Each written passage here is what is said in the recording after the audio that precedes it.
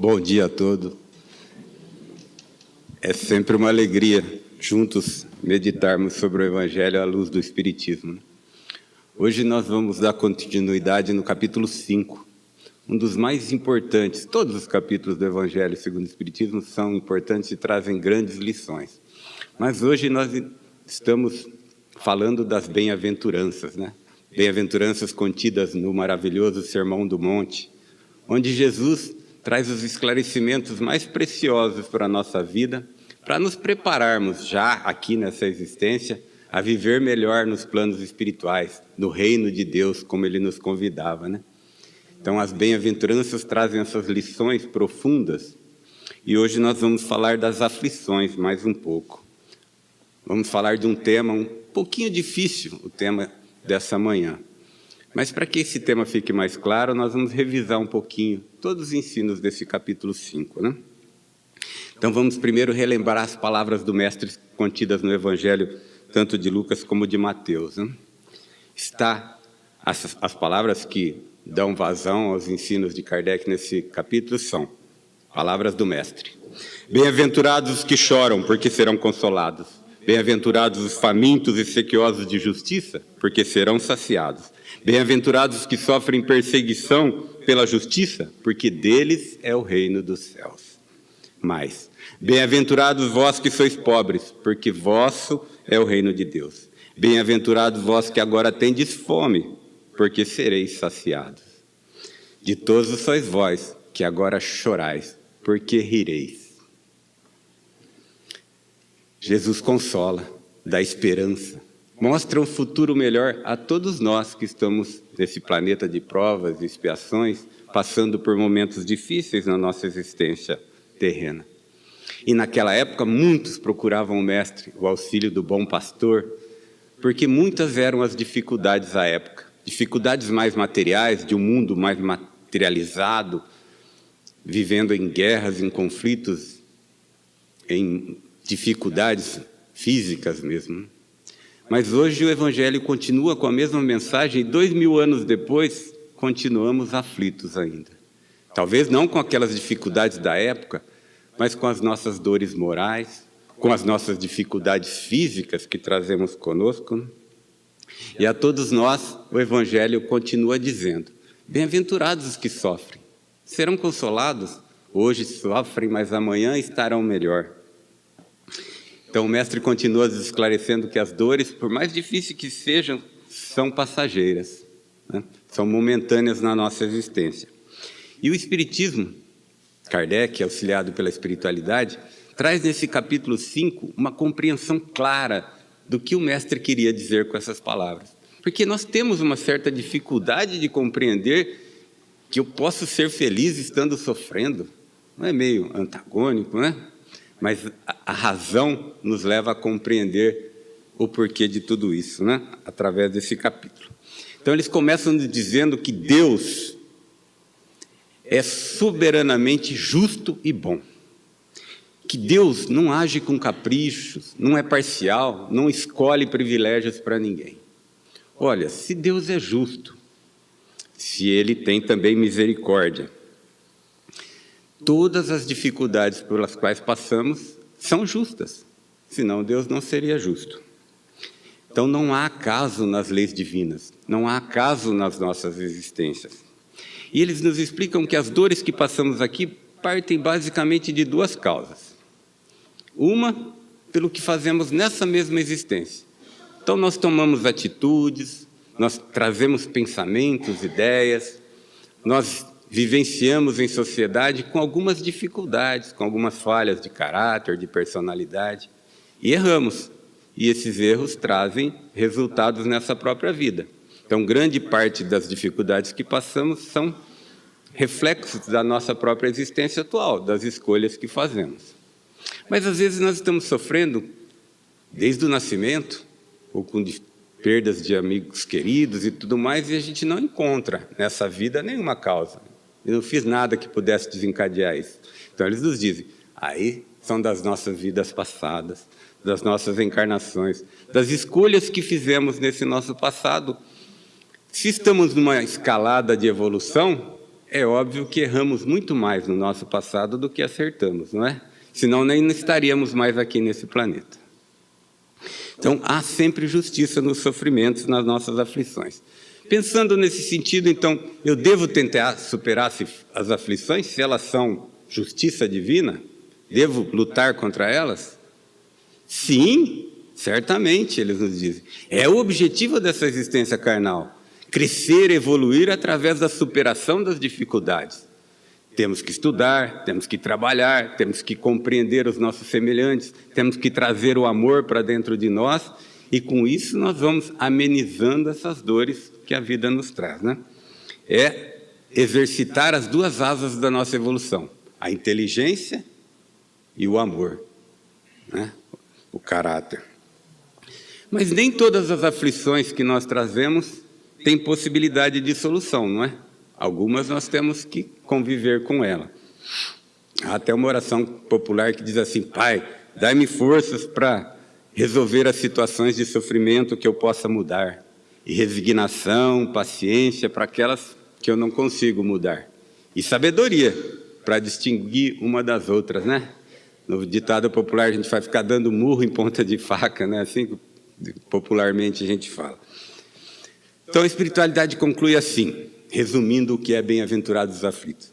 Bem-aventurados os aflitos pode traduzir-se assim: bem-aventurados que têm ocasião de provar sua fé, sua firmeza, sua perseverança, sua submissão à vontade de Deus, porque terão centuplicado as suas alegrias que lhe faltam na terra, no plano espiritual.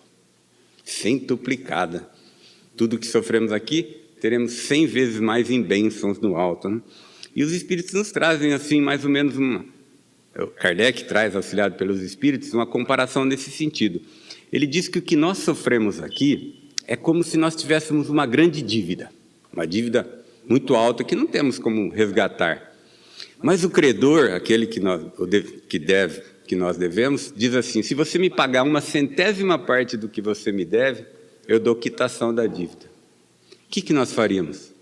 Faríamos todas as situações possíveis, passaríamos algumas necessidades, alimentaríamos com o básico, moraríamos numa situação, mas resgataríamos, pagaríamos esse 1% e ficaríamos quites, não é? E a reencarnação é mais ou menos isso.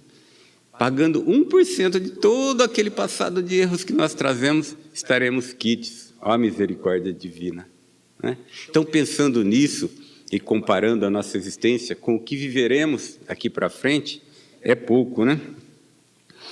E 2000 anos depois, nós ainda temos dificuldades de entender essas lições. Alguns têm dificuldade de aceitar o cristianismo justamente por essa resignação diante das adversidades da vida, como se fosse uma falta de força, que nós deveríamos ser mais enérgicos, né? Mesmo na época do Cristo, eles esperavam um Cristo batalhador, que lutasse as suas guerras, né? E o Cristo vem dizer: meu reino não é deste mundo. Eu não vim aqui para trazer a paz, né? Nós vamos ver isso em capítulos posteriores. Tudo se resume a buscar o reino de Deus, entender a função pedagógica dessa vida e a função da dor na nossa existência, para curarmos as nossas chagas morais, né? Então é difícil, de certa forma, entender e aceitar esses conhecimentos sem os esclarecimentos que a espiritualidade nos dá, né? Que pagando um pouquinho estaremos quites com o passado de erros. Então a dor é uma oportunidade que Deus nos dá de garantirmos a paz no futuro, Ele nos dá. Mas aí veio o tema central do Evangelho de hoje. Nem sempre nós conseguimos compreender e viver essas lições do Evangelho em nossas vidas, não é? Muitas vezes não conseguimos manter a calma, a resignação diante de feridas tão grandes que chegam a nós. E, na falta dessa capacidade, nós falhamos com pensamentos autodestrutivos, com dificuldades de interpretação da realidade. E essas provas de aflição, que às vezes escolhemos antes de estarmos aqui, podem nos causar sentimentos tão negativos e nós podemos entrar naquelas impressionantes estatísticas atuais de depressão, de doenças mentais e do famigerado suicídio, né? Quantos de nossos irmãos não tendo essa compreensão que o Evangelho nos traz, não tendo a clareza do porquê dessa nossa existência terrena, se deixam levar, trazendo ainda mais dores para a sua existência terrena, né? Então, os amigos espirituais nos falam que, se aqueles propensos a se levar pelas emoções, praticando atos excusáveis diante das divinas leis, se essas pessoas compreendessem o cristianismo, as missões, as lições que o Mestre nos deu, se compreendessem um pouquinho do que a doutrina espírita nos esclarece, né, levariam os golpes da vida com uma certa indiferença, ele nos diz, até com uma certa alegria. Nossa, eu levo uma pancada da vida e me alegro. Sim, porque é uma oportunidade de eu provar a minha fé. É uma oportunidade de dizer, eu compreendo o Evangelho, eu sei que eu errei no passado, eu sei que eu tenho que mudar posições, eu sei que eu não sou perfeito, Pai. Se o Senhor quer me testar, aqui estou, eu me apresento. É difícil, né? Para todos nós é difícil compreender isso. Mas é a lição que o Mestre nos traz, né? Então, se nós compreendermos que o tempo pode ser nosso aliado ou nosso carrasco, tudo fica um pouco mais simples. Nós vivemos 80, 100 anos encarnados, mas nós somos seres espirituais que teremos a eternidade. Então, por mais que tenhamos uma vida inteira de sofrimento, ele vai passar, é passageiro. Mas é uma vida inteira, mas é passageiro. Somos eternos daqui em diante. Temos um futuro de bênçãos a nos esperar. A doutrina espírita é esclarecedora, vimos nos capítulos anteriores, que há muitos locais, né, onde reina a paz, onde encontraremos aqueles que já estão à nossa frente. Então temos que ter essa compreensão diante das dificuldades da vida. Podemos comparar da seguinte forma, imagine, duas pessoas caminhando em direção a uma localidade. Estão a pé, com pouca provisão, pouca água. O caminho é difícil, cheio de pedras, irregular. Eles têm que atravessar vales, montanhas, para ir a este lugar.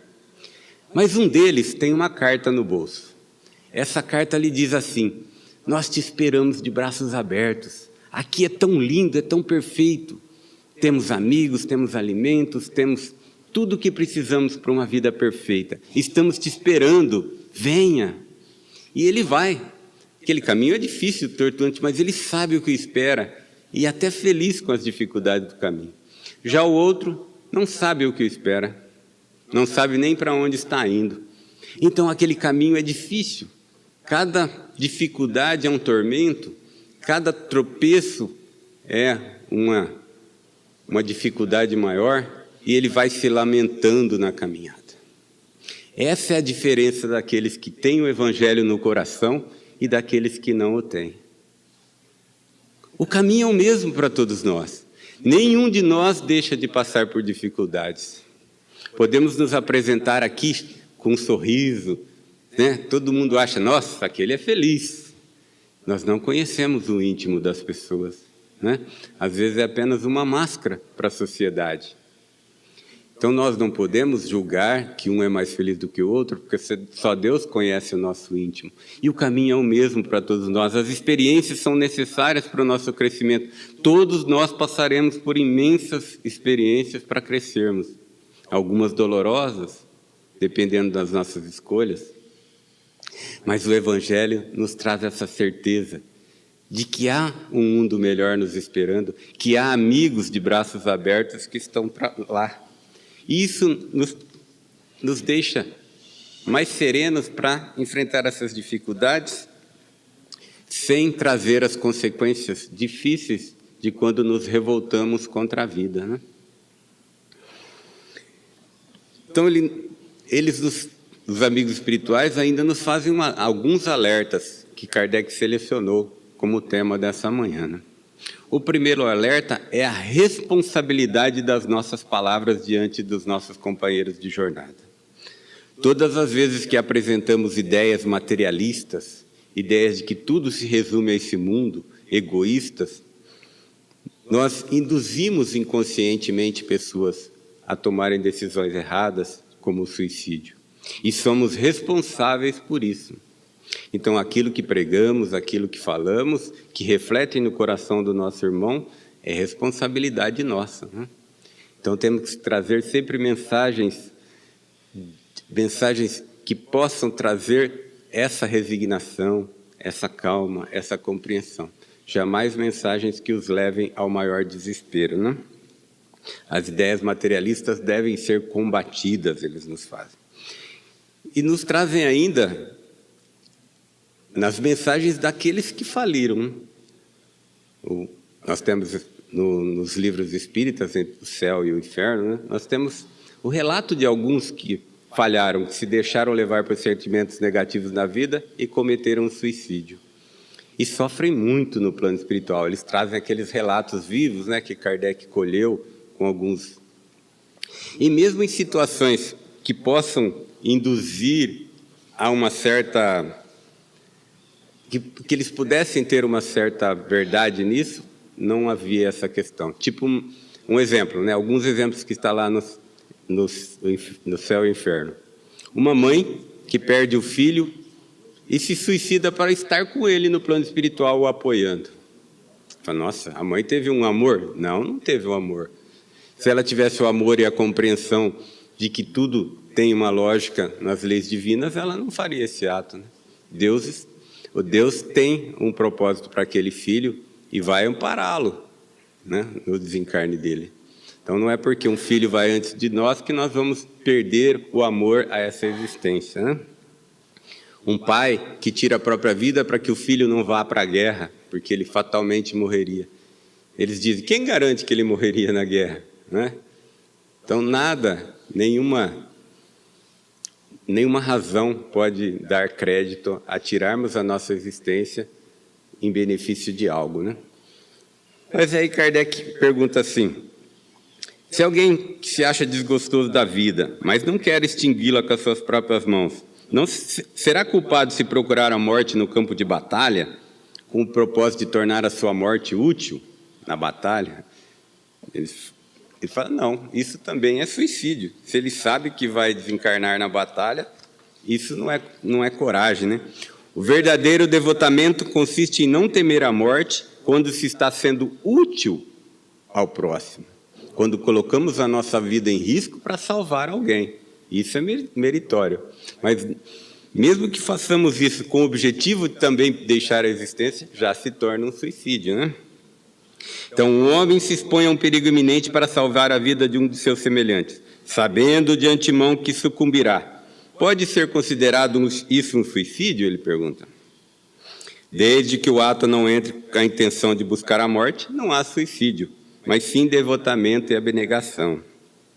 Quem pode dizer que realmente ele vai sucumbir, né? Então, tudo tem nuances. Tudo nós temos que entender o verdadeiro sentido daquele ato, daquela busca. Tem uma palavra bonita aqui, deixa eu pegar aqui, que eu me perdi. Mas